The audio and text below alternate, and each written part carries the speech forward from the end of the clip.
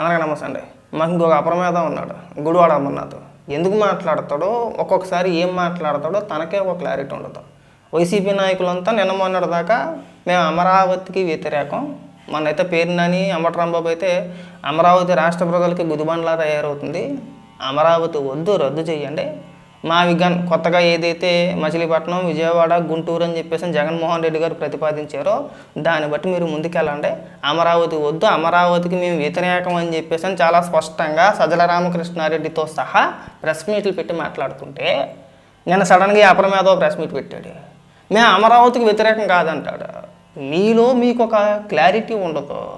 ఒకసారి ఏమని మాట్లాడుతున్నాడు ఈ బనోడు వినిపిస్తామనంట. అందులోని మళ్ళీ ఒక చిన్న ఏదో ఒక ఇది ప్రతి సినిమాలోని కొన్ని స్టెప్పులు ఉంటాయి కదా, అలాగే గుడివాడ అమర్నాథ్ ప్రెస్ మీట్లో ప్రతి ప్రెస్ మీట్లో ఏదో ఒక పంచ్ డైలాగ్ ఉంటుంది. అది తనను తానే ట్రోల్ చేసుకునే విధంగా ఉంటుంది. ఆ డైలాగ్ కూడా వినిపిస్తానంటే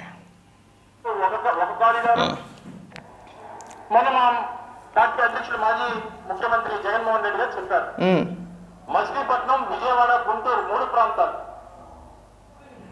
150 కిలోమీటర్ల మేర ఉన్నటువంటి ఈ 3 ప్రాంతాలు అంటే పోర్టు నగరం అయినటువంటి మచిలీపట్నం, ఇప్పటికే 2 జంట నగరాలుగా ఉన్నటువంటి విజయవాడ, గుంటూరు, అటు పోర్టు నుంచి నేషనల్ హైవే కలుపుతూ ఉన్నటువంటి ఈ 3 ప్రాంతాన్ని కలిపి ప్లాన్ బిగా దీని మీద కూడా ఆలోచన చేయండి అని అంటే దాని మీద లేకపోయినటువంటి విమర్శలు చేస్తారు. మచిలీపట్నం, విజయవాడ, గుంటూరు అంటే అమరావతి కూడా అందులో భాగమే కదా. అమరావతి వద్దని చెప్పలేదే, ఈ రోజు చెప్పలేదు, మొన్న చెప్పలేదు, ఎప్పుడు చెప్పలేదు. నీ ముఖం ఇలాంటి మాటలు మాట్లాడుతానే, అడగోలు మాటలు మాట్లాడుతానే దెబ్బలు తినేసేది. ఒక పక్క పేరునని ఏం మాట్లాడుతున్నాడో చూడు, సజ్జల రామకృష్ణారెడ్డి ఏం మాట్లాడుతున్నాడు చూడు, జగన్మోహన్ రెడ్డి ఏం మాట్లాడుతున్నాడో చూడు. వాళ్ళు మాట్లాడిన మాటలు విన్న తర్వాత నువ్వు ప్రెస్ మీట్ పెట్టి మాట్లాడు. అడగోలుగా వచ్చి మాట్లాడే మాకు కాదయా గుడివాడ అమర్నాథ్. నాకు తెలియక అడుగుతాను. జగన్మోహన్ రెడ్డి 3 రాజధానులు అనగానే 3 రాజధానుల గొప్పతనం గురించి ప్రతి ఒక్కరూ ప్రెస్ మీట్లు పెట్టి 3 రాజధానులు విశాఖపట్నాన్ని ఎక్కడికో తీసుకెళ్ళిపోతాం, కర్నూలుని ఎక్కడికో తీసుకెళ్ళిపోతాం, అమరావతిని ఎక్కడికో తీసుకెళ్ళిపోతాం. 3 రాజధానుల వల్ల రాష్ట్ర వ్యాప్తంగా అభివృద్ధి ఎక్కడికో వెళ్ళిపోద్ది, రాష్ట్రంలో ఉన్న ప్రతి ఒక్కరికి కూడా ఉపాధి అవకాశాలు దొరికేస్తాయి, దాంతోపాటు మేము సంక్షేమ పథకాలు ఇచ్చేస్తాం, ప్రతి ఒక్కరిని కోటీశ్వరం చేసేస్తాం అన్నారు. 3 ఏళ్ల కాలం పాటు మీరు 3 రాజధానులు ప్రకటించిన 3 ఏళ్ల కాలం పాటు 3 రాజధానుల గొప్పతనం చెప్తూనే ఉన్నారు. అయిపోయింది. 3 రాజధానుల బిల్లు వెనక్కి తీసుకున్నారు. అప్పుడు ప్రతిపాదించాలి. ఇది 3 రాజధానుల బిల్లు వెనక్కి తీసుకున్నప్పుడు అదే అసెంబ్లీలో ప్లాన్ ఏ ఫెయిల్ అయ్యింది, కోర్టులు ఒప్పుకోవట్లేదు, ఆల్రెడీ సిఆర్డిఏ చట్టం చేశారు, దీన్ని రద్దు చేయడం మన వల్ల కాదు కాబట్టి ప్లాన్ బి ఉంది నా దగ్గర, మా విజ్ఞాన్ ఇదిగో మచిలీపట్నం, విజయవాడ, గుంటూరు. అప్పుడు చెప్పాలండి. ఇంకా అప్పుడు మీకు ఇంకా 2 ఏళ్ళ అధికారం ఉంది. ఆ 20,000 కోట్ల రూపాయలు కూడా మీరు ఆ 2 ఏళ్ళ అధికారంలో ఉండే ఈజీగా ఖర్చు పెట్టేద్దరు. చాలా సింపుల్. 3,50,000 కోట్ల రూపాయలు అప్పులు చేసి మీరు అంటే మీరు చెప్పే మాట మీరు 2 లక్షల కోట్ల రూపాయలు 2,70,000 కోట్ల రూపాయలు పనిచేసామంటారు కదా, మరి అదేదో మీరు 2 ఏళ్లలో రాజధాని కట్టేద్దరు కదా. ఏమండి, సింపుల్ లాజిక్ కదా. ఇప్పుడు మీరు అధికారంలో ఇంకా 2 ఏళ్ళు ఉంది, ఇంకా మీకు అధికారం ఇంకా 2 ఏళ్ళు ఉండగానే మీరు 3 రాజధాని బిల్లు వెనక్కి తీసుకున్నారు కదా. ఇవాళ 5,000 కోట్లతో అయిపోద్ది, 10,000 కోట్లతో అయిపోద్ది, 20,000 కోట్లతో అయిపోద్ది అనే మీరు మరి ఆ తర్వాత ఇంకా 2 ఏళ్ళ అధికారం ఉంది కదా, ఇదిగో మా విజ్ఞాన్ ప్లాన్ బి అని చెప్పేసి అని ఆ 20,000 కోట్లు, ఆ 10,000 కోట్లు ఖర్చు పెట్టేసి రాజధాని కట్టేసి అప్పుడే ఇదిగో మన రాష్ట్ర రాజధాని అని చెప్పి చట్టం చేసే చేతి అయిపోయేది కదా. ఎందుకు చేయలేదు? చేయరట్టు అలాగా అలా చేయరు. ఇక్కడికి వచ్చి ఈ అబ్బాయి కోరలు చెప్తారు. 3 రాజధానులు అంటే గొర్రెలాగా 3 రాజధానులు వద్దంటే 3 రాజధానులు వద్దు, మావిగన్ను అంటే మావిగన్ను, రేపు వద్దు ఇంకోటి ఏదో వచ్చి ఇంకోటి ఏదో అంటాడు. ఇంకా ఏదో జీవితాలు ఏదో బదులు అలా భజన చేస్తా పోవడమేనేమో ఇంకా ఉండొద్దు. పైగా విజన్ గురించి మాట్లాడతారు చూడండి, కోడిగుడ్డు మామూలు విజన్ ఏంటి. ఇక 5 సంవత్సరాలు ఉండాలి. మనం ఎప్పుడైనా కూడా ఏదైనా విజన్ ఉన్నప్పుడు 5 సంవత్సరాలు ఉండాలి. అబ్బా, మనకి అధికారం వచ్చేది 5 సంవత్సరాలకి.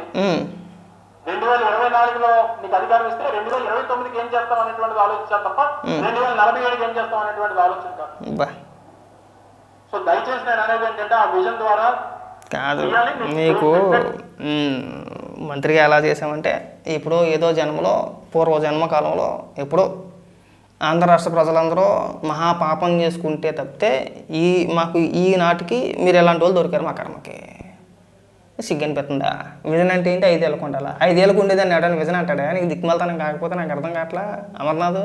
ఇప్పుడు ఉదాహరణకి ఇప్పుడు నీ కుటుంబం ఉంది, కుటుంబమే ఉంది. ఏ రోజుకి ఆ రోజు చూసుకుంటారా?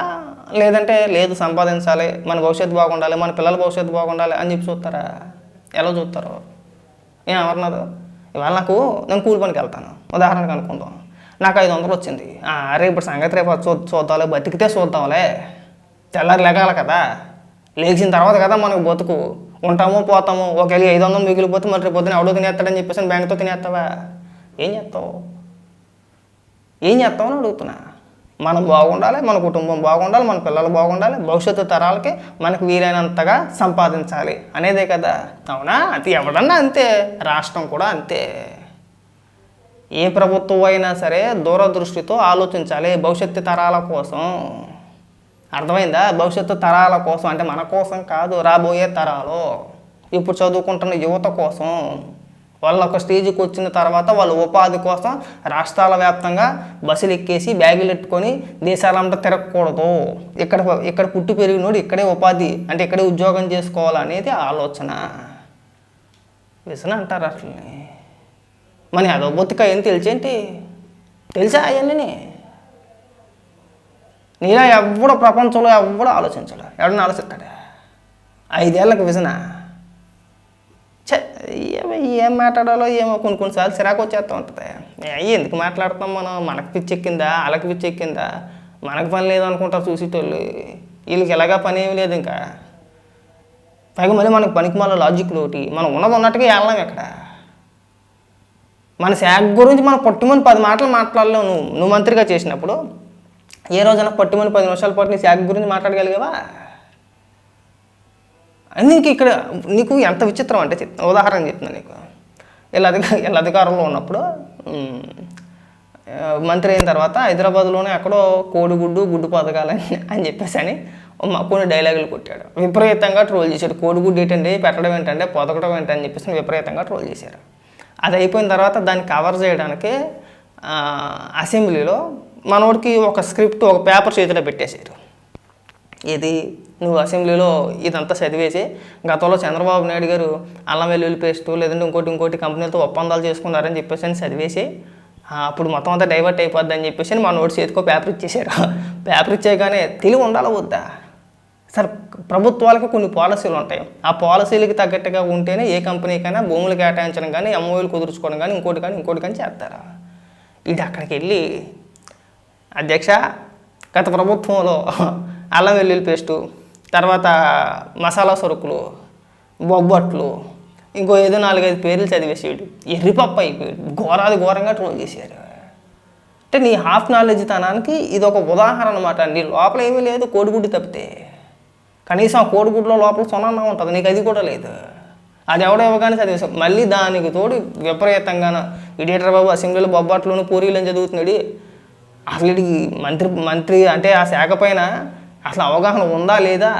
ఈ నెల మంత్రిని చేశారు అని చెప్పేసి అని ట్రోల్ చేశారు. నువ్వు ఇక్కడికి వచ్చి విజన్ గురించి మాట్లాడటం, నీకు అసెంబ్లీలో ఏం మాట్లాడాలి, ఎందుకు మాట్లాడాలి ఒక క్లారిటీ ఉండదు నీకు. నువ్వు ఇక్కడికి వచ్చి మాట్లాడటం. కనీసం ఈ అతి మాటలు తగ్గించుకుంటే బాగుంటుందండి. మీకు ఎన్నిసార్లు చెప్పినా మీకు అర్థం కావట్లేదు. విజన్ గురించి మీరు మాట్లాడకూడదు. భవిష్యత్తు తరాల గురించి ఆలోచించకపోతే ఎలాగండి? అన్ని ప్రభుత్వాలు అలాగంటున్నాయా? అన్ని రాష్ట్రాలు అలాగ ఆలోచిస్తున్నాయా? మన పక్క రాష్ట్రం తీసుకోండి, తెలంగాణ కావచ్చు, తమిళనాడు కావచ్చు, కర్ణాటక కావచ్చు, లేదంటే మహారాష్ట్ర కావచ్చు, ఎటైనా సరే, ఏ రాష్ట్రమైనా సరే. ఏంటి ఇవాళకి ఆలోచించుకుంటామా? రాష్ట్రాల వరకు వద్దండి, మన కుటుంబమే ఉంది. తెల్లారి ఎక్కిన తర్వాత బతుకులే చూద్దామని చెప్పేసి అనుకుని ఏ రోజు సంపాదన ఆ రోజు తినేస్తామండి, రేపు పొద్దుటికి దాచుకుంటామా? నాకు కొన్నిసార్లు మాట్లాడటం సిరాకే హత్తుంది. నాకు ఇంకా అనవసరంగా విసిగించొద్దు అమర్నాథ్. నీకు మళ్ళీ చెప్తున్నావు, నువ్వు ప్రెస్ మీట్లు ఎంత తక్కువ పెడితే అంత మంచిది. అనవసరంగా ప్రెస్ మీట్లు పెట్టి నేనేదో మేధావుని అని చెప్పేసి నిరూపించుకునే ప్రయత్నాలు నువ్వు చేసావంటే ఎరుపప్ప తప్పితే ఏమీ అవ్వట్లా. కొండ ఎరుపప్ప అంటున్నారు నిన్న అక్కడ. వద్దు, ఈ అతి ప్రస్తావన వద్దు. విజను వాటి గురించి రాజధానుల గురించి, మావిగనుల గురించి, ఇంకో దాని గురించి నువ్వు అంత క్లుప్తంగా అంత వివరించే స్థాయికి నువ్వు ఇంకా వెళ్ళలేదు. అది ఇంకో చాలా కాలం పట్టుద్ది, ఇంకొక 2-3 దశాబ్దాలు పట్టుద్ది నీకు నువ్వు పూర్తిగా చెప్పాలనుకుంటే. అండ్ నీకంటే మేము మాలాంటి వాళ్ళు నయ్యం. మేము చదువుకున్నది కొద్దిగా గొప్ప అయినా సరే కనీసం పిచ్చ మాటలన్నా మాట్లాడుకుంటూ ఉంటాం మేము. నువ్వు ఏదైనా మాట్లాడుతూ నువ్వు మాట్లాడే తప్పురే అబ్బాయి, అలా మాట్లాడకూడదు, 10 మంది చూసేస్తున్నారని చెప్పే ప్రయత్నాలు చేస్తాం. నువ్వు మాకంటే ఘోరంగా తయారయ్యో, రాష్ట్రానికి మంత్రిగా చేసావు, మాజీ మంత్రివి మళ్ళీ. ఎప్పుడు కూడా ఇలాంటి మాటలు మాట్లాడమాక అబ్బాయి.